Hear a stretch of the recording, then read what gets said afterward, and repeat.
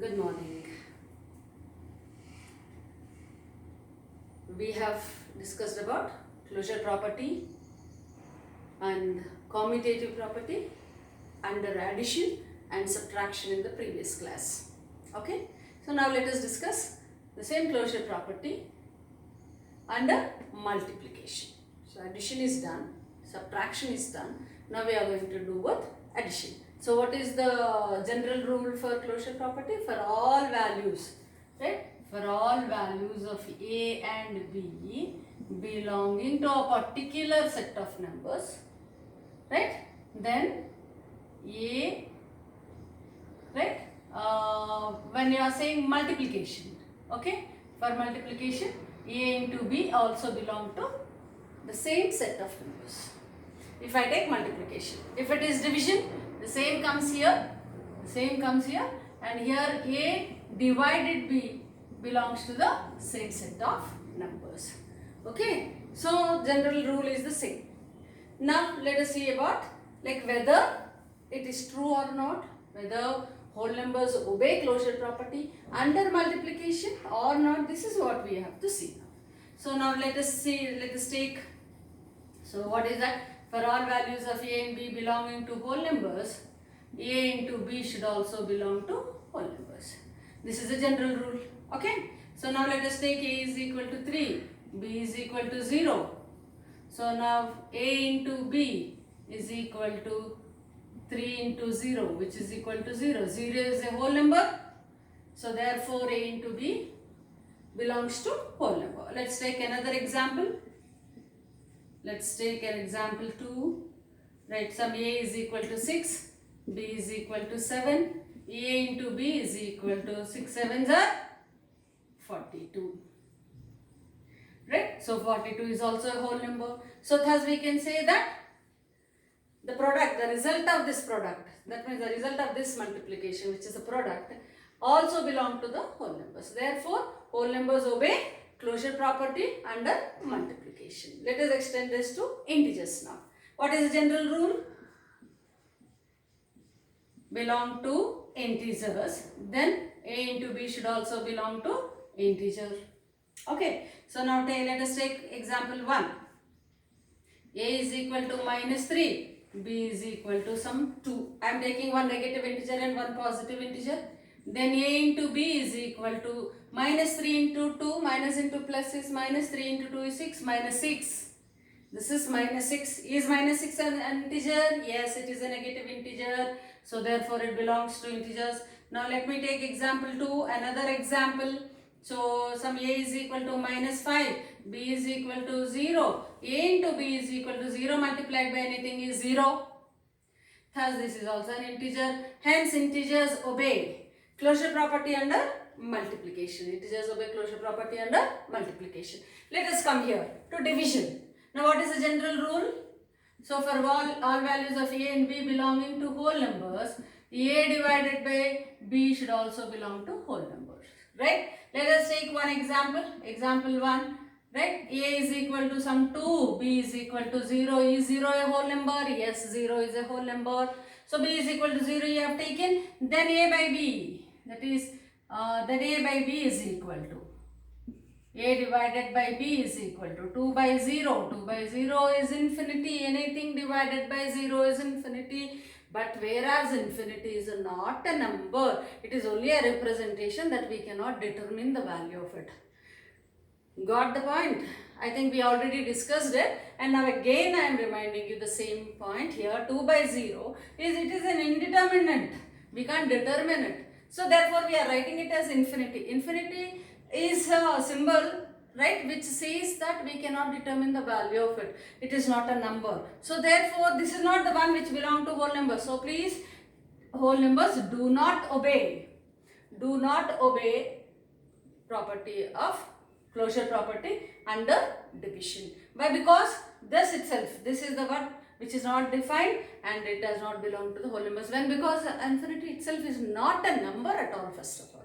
When it is not a number, then you can't say that whether this belongs to whole numbers or integers. Even here we get the same case, because whole numbers is a subgroup of integers. When whole numbers are not obeying it, obviously even integers cannot, right? So now let us take for integers. For all values of a and b belonging to integers, a divided by b also should belong to integer. Like example 1. Like let me take a is equal to minus 5, b is equal to 0 as it is. So let me finish it off fast. So that is minus 5 by 0, which is equal to infinity. Infinity is not a number. So thus integers do not obey closure property under multiplication. Integers do not obey closure property under multiplication. Is it right? Yes. Suppose if you eliminate 0, then integers may accept, right? But whole numbers, if you eliminate 0 also, like you will be getting like 1 by 2, 1 by 3, something like this. And these do not belong to whole numbers.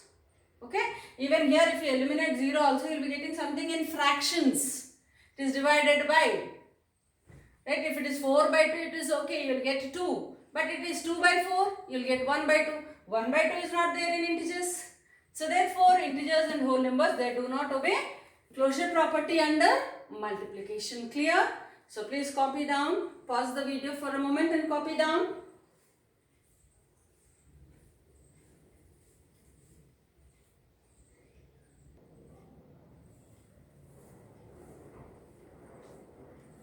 So now, commutative property under multiplication and under division. Already you have seen closure property. Under multiplication, both whole numbers and integers obey closure property. But under division, they both deny because you are getting infinity. Infinity is not a number and thus it does not belong to any set of the given numbers. Hence, division is not closed for whole numbers or integers. Now the point here is of commutative property. What is commutative property? For multiplication, if you are saying that for all values of a and belonging to whatever the set of numbers you are giving, it is not necessary that the product must belong to the same set. But what is that? The order of multiplication, if it is changed, order of multiplication, that means first number multiplied to the second number or second number multiplied to the first number is not going to change the result. Okay, if this is possible, we are not bothered whether this belongs to this or not. Please remember that again and again I am saying that. In commutative property, we are not bothered whether the result is going to belong to the same set of numbers or not. We are only going to bother about like whether the order of operation, if it is changed, also it is not going to change the result. We have to verify only that much. Clear, children? So now let us take A is equal to something like 6, B is equal to 0. Now A into B is equal to 6 into 0, anything into 0 is 0. Now B into A is also equal to 0. So whole numbers obey commutative property under multiplication. You take non-zero values now. A is equal to 6, B is equal to something like 5. A into B, which is equal to 6 into 5, is 30. 6 5s are 30. Or B into A, which is 5 into 6, is also equal to 30. 5 6 are 30. Okay. So even in this case, we can say that whole numbers obey commutative property under multiplication. Thus, whole numbers obey commutative property under multiplication. These are all very simple things. Therefore, I am going a little bit fast so that we can complete the next part also. And this is number of times we did all these things. Right. Now integers. Now integers, take A is equal to minus 5. B is equal to plus 3. Now find out A into B.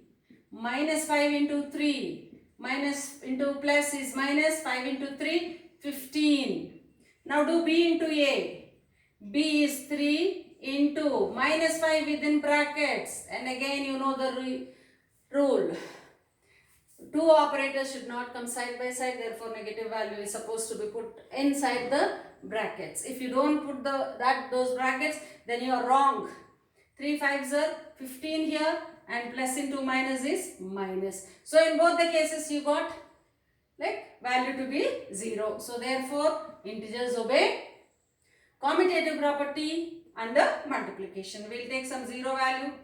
B is equal to minus 5. So A into B is equal to anything multiplied by 0 is 0. B into A is also 0. So even in this case integers obey commutative property under multiplication. What is commutative property? Results should be same. We are not saying that they should belong to the set of numbers or not. Okay, clear? Here though they belong. But it is better you remember that rule always. Now come to division. Right, if it is like 0, when we are taking 0 as one of the numbers, we have already seen in closure property, right? In the denominator, if it is coming 0, then it is going to be infinity, is it not?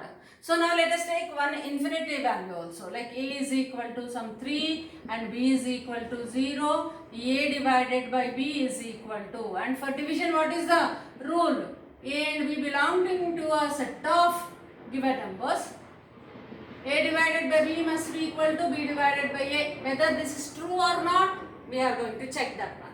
So A divided by B is 3 divided by 0, that is 3 by 0, infinity. It's not a number.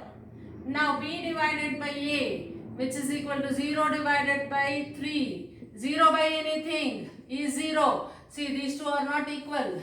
So therefore, whole numbers do not obey commutative property under division. We take non-zero values. Something like A is equal to 1, B is equal to 5. A divided by B, 1 by 5. B divided by A, 5 by 1. This is 1 by 5 and this is 5. And here also it does not obey commutative property under division. Right, for integers, let us see integers. A is equal to minus 3, B is equal to some minus 5. Let us take both negative values. So A divided by B is equal to minus 3 by minus 5. Minus minus will get cancelled. So you got 3 by 5. Now B divided by A, minus 5 by minus 3. Minus minus will get cancelled. You got 5 by 3. So 3 by 5 and 5 by 3, they are the reciprocals of each. Here also 5 is the reciprocal of 1 by 5, 1 by 5 is the reciprocal of 5. That means when denominator and numerator get exchanged, we call them to be reciprocals. This also does not obey commutative property under division. So both division, whole numbers, both whole numbers and integers, they do not obey commutative property under division. Is that clear? So were you able to think along with the steps? So you have to remember this when you are applying in the problems. You have to remember this concept. Don't think that just like that we have to write and do it. No, they have some value here, right? In the later classes you will come to know about it. So please copy it down.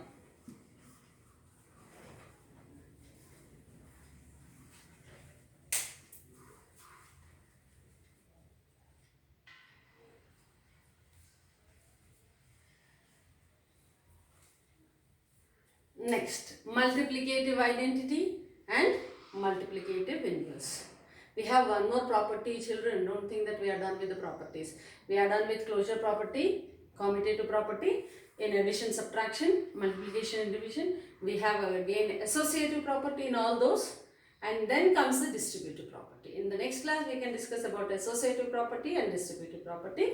And now, multiplicative identity and multiplicative inverse. Already we have discussed about additive identity and additive inverse. Do you remember?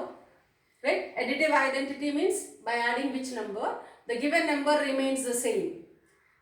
That means by adding 0, we won't be able to change the value of the given number, right? The same number comes here. Similarly, multiplicative identity, by adding which number to the given number, the multiplication or the product or the result will be the same, right? So that means 3 multiplied by 1 is equal to 3. Now 86 multiplied by what is equal to 86. All these things are very, very small, just only to remind you people and also to know the name of it. Multiplicative identity, I am doing all this, right? So multiplicative identity, you can also take integers. You have integers, so dash is equal to minus 5, it is 1.